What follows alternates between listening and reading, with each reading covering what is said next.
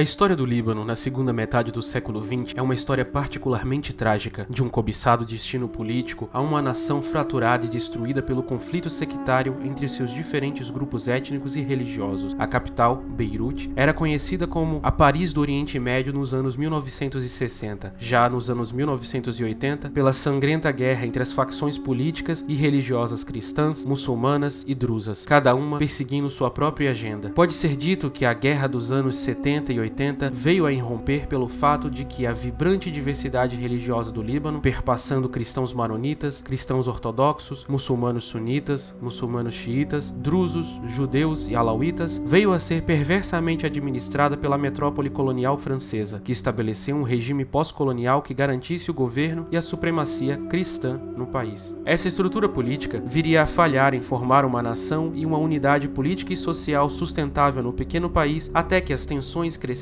culminassem no conflito armado. Depois da queda do Império Otomano no final da Primeira Guerra Mundial, as potências coloniais europeias ocuparam o Oriente Médio, outrora sob a administração turca, dividindo-os em fronteiras artificiais e estabelecendo protetorados coloniais e estados fantoche. A região noroeste do Levante, que hoje equivalem a Síria e Líbano, ficariam sob domínio da França, que nela instituiu dois grandes estados sob sua direta administração, o Estado da Síria e o Estado do Grande Líbano. O objetivo da França nessa divisão era que, com ela, os cristãos maronitas, que eram a maioria da população em certas regiões ao redor do Monte Líbano, tivessem um estado onde fossem maioria da população e pudessem, a despeito de seus vizinhos, governá-lo com ajuda e suporte da metrópole francesa. O protetorado francês também iniciou, juntamente da elite maronita, um processo de construção de um mito histórico para separar a identidade libanesa maronita daquela dos árabes levantinos e do Islã, fenicianismo. Segundo essa ideologia adotada em alguns círculos maronitas francófilos, os libaneses, principalmente cristãos, não seriam árabes, mas descendentes diretos dos antigos fenícios da região que teriam sido forçados a se arabizar com o advento do Islã. Enquanto isso, as tribos árabes muçulmanas sunitas e xiitas faziam uma tremenda oposição ao jugo francês, querendo unir-se à Síria num estado árabe independente, enquanto que a minoria drusa, seguidores de uma religião à parte do Islã,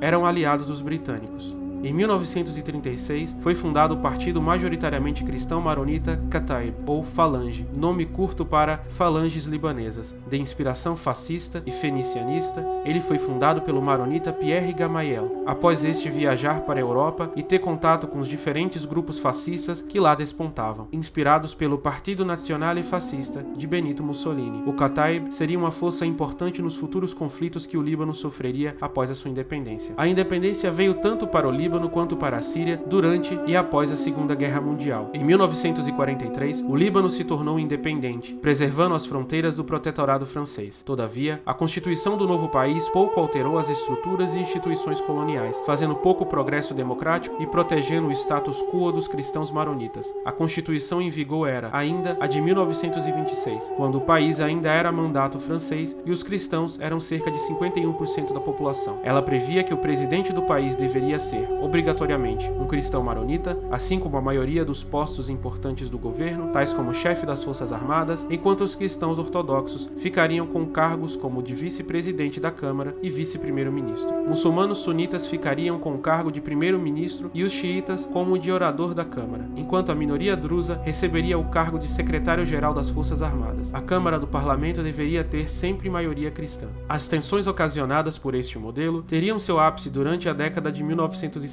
quando o país quase entrou em estado de guerra civil. Em 1952, o maronita, como definido pela Constituição, Camille Chamoun, assumiu a presidência do Líbano. Chamoun era de uma família tradicional maronita com fortes laços com a França, o que provavelmente influenciou no seu governo, que era fortemente alinhado com os Estados Unidos e opostos à crescente onda de nacionalismo árabe de esquerda, o que, por sua vez, também lhe rendeu crescente oposição. No final da década de 1940, havia ocorrido o estabelecimento do Estado de Israel e a Nakba, a tragédia tragédia da expulsão forçada e morte de milhares de palestinos que saíam de suas terras para salvar suas vidas, deixando para trás suas casas para os colonos israelenses. Muitos dos refugiados palestinos acabaram indo para o Líbano, o que mudou em parte a composição religiosa do país em favor principalmente dos muçulmanos sunitas. Shamoun era um governante autoritário e durante todo o seu governo tentou concentrar os setores chaves do Estado e da economia, que começava a crescer focada no turismo e na iniciativa de livre mercado, dentre os seus partidários. Insatisfeitos com a política de Shamoun, drusos e muçulmanos internamente cada vez mais pressionavam seu governo contra a parede, principalmente através do primeiro-ministro sunita de Shamoun, Rashid Karami, ao compasso que o recém-chegado presidente do Egito, o pan-arabista de esquerda Gamal Abdel Nasser, pressionava o governo de Shamoun externamente. O conflito no Líbano ganhava, então, contornos típicos da Guerra Fria de esquerda versus direita, sendo adicionado a ele, pouco a pouco, um amargo tempero de conflito sectário entre comunidades religiosas, que começavam a alinhar-se nestes campos. Em 1957, manifestantes opostos a Shamoun foram alvejados à bala pela polícia, o que gerou uma tensão calamitosa e perigosa. Um mês depois, o candidato de Shamoun acabou vencendo as eleições em meio a alegações de fraude eleitoral, ao mesmo tempo que o governo pró-arabista da Síria começou a armar militantes anti-Shamoun, gerando e engatilhando uma guerra civil que ficou conhecida como a Crise de 58. Shamoun, para controlar a situação e evitar o pior, solicitou assistência americana na forma de uma intervenção, ao qual o presidente dos Estados Unidos, Eisenhower, respondeu enviando tropas de fuzileiros navais que mantiveram a ordem no país até que Shamoun completasse o seu mandato, 3 meses depois, evitando uma guerra civil adiantada. Durante a década de 1960, o Líbano estava relativamente calmo, mas isso logo mudaria. No final dos anos 60 e começo dos anos 70, mais especificamente entre 1967 e 1973, Israel lutou 2 guerras contra seus vizinhos árabes, vencendo-os em ambas e ocupando, além dos territórios palestinos, territórios sírios e egípcios. Isso levou a mais refugiados palestinos, que novamente se assentaram nos países vizinhos, incluindo o Líbano, gerando uma situação social e econômica desconfortável, uma vez que esses refugiados em condições econômicas pobres formavam bairros inteiros de construções irregulares, além de engrossarem as fileiras demográficas muçulmanas. Ao mesmo tempo, ganhavam destaques movimentos nacionalistas palestinos organizados pela primeira vez desde os anos 30, destinados à luta por sua terra contra Israel, tal como o Exército da Libertação Palestino, conhecido como OLP e fundado em 1964. Muitos desses movimentos contavam com o apoio dos regimes nacionalistas árabes, como o de Nasser e da própria União Soviética, com o Estado de Israel tornando-se cada vez mais próximo dos Estados Unidos. Esses movimentos palestinos, principalmente a OLP, começaram a se estabelecer e recrutar integrantes nas comunidades palestinas do Líbano, gerando mal-estar e apreensão no governo. Ao longo da década de 1960, o Centro de Atividades Armadas Palestinas estava na Jordânia, mas eles foram forçados a se mudar depois de serem expulsos pelo rei Hussein, realocando seu quartel-general para o Líbano. Muitos sunitas e xiitas fizeram com que os palestinos e seus familiares nacionalistas fossem bem-vindos, mas a comunidade maronita já estava se sentindo incomodada por sua presença, que poderia significar não apenas a quebra do status quo que a favorecia, mas até mesmo a ameaça de uma real unificação com o resto do mundo árabe, como proclamavam os pan-arabistas apoiados por Nasser. A guerra civil efetivamente estourou como resultado do acúmulo destes diversos pontos de tensão, tanto na sociedade libanesa quanto no escopo geral do Oriente Médio, com a República Árabe Unida, uma curta união política do Egito e da Síria, de Nasser apoiando grupos pan-árabes e a OLP, ao mesmo tempo que a União Soviética apoiava grupos socialistas e os Estados Unidos, cristãos de direita. Era uma questão de tempo até a panela de pressão estourar.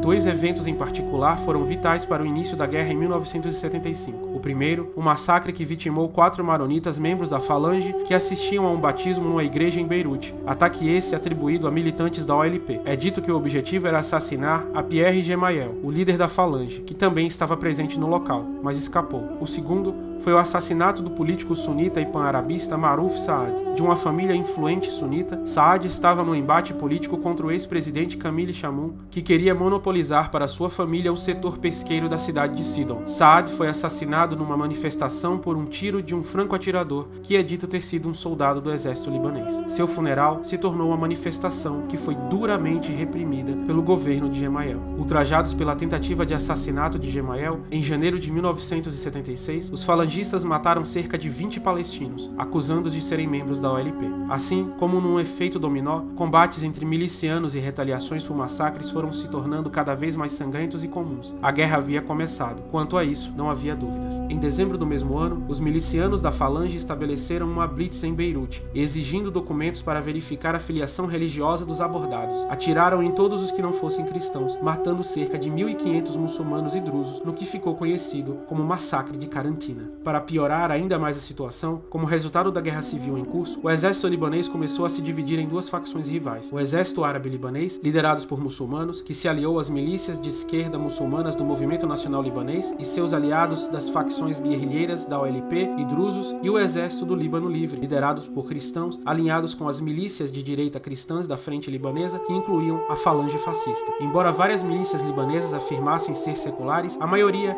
era pouco mais do que veículos para interesses sectários, como o caso do Partido Socialista Progressista, oficialmente secular e alinhado à União Soviética, mas que era representante da comunidade drusa, liderados pela família Jumblat. Ainda assim, existiam vários grupos não religiosos, principalmente, mas não exclusivamente, de esquerda pan-árabe. O conflito se provaria ser um dos mais confusos da história moderna, dada a maneira caótica de organização das milícias e seus sistemas de aliança inicialmente. O conflito se provaria um dos mais confusos da história moderna, dada a maneira caótica de organização das milícias e seus sistemas de alianças. Inicialmente, muçulmanos xiitas, palestinos e esquerdistas, bem como pan-árabes, alinharam-se para combater os direitistas cristãos das forças libanesas. Entretanto, ao longo das lutas, as alianças mudavam de forma rápida e imprevisível. Para adicionar mais caos ao conflito, os vizinhos do Líbano, notadamente Israel e Síria, começaram a tratar o conflito como uma questão de segurança nacional para os seus próprios países. Israel estava incomodado com a presença palestina da OLP no seu vizinho de cima, e a Síria queria estender sua influência sobre o país e, quem sabe, até mesmo anexá-lo. Em virtude disso, esses países viriam a realizar intervenções no Líbano, que viriam a ser conhecidas como a Guerra dentro da Guerra. Em 1982, Israel, que já estava apoiando com armas e treinamento as milícias cristãs das forças libanesas, invadiu o Líbano. As forças israelenses cercaram Beirute e ocuparam o sul do país, definitivamente expulsando a OLP, que teve de se mudar seu quartel-general para a Tunísia. Ao mesmo tempo, a Síria, sob o comando de Hafez al-Assad, inimiga de Israel, lançou sua própria invasão no Líbano, ocupando o resto do país e prestando ajuda às milícias muçulmanas xiitas e aos palestinos. Durante esse tempo, Síria e Israel aglomeraram milícias ao redor de si e batalharam pelo controle do Líbano. No mesmo ano, a milícia da Falange, com o apoio logístico da inteligência israelense e o aval do líder maronita Eli Halbeika, adentraram no campo de refugiados palestinos de Shatila, em Beirute, onde, segundo os israelenses, estavam escondidos combatentes palestinos da OLP. O resultado foi um massacre cruento e brutal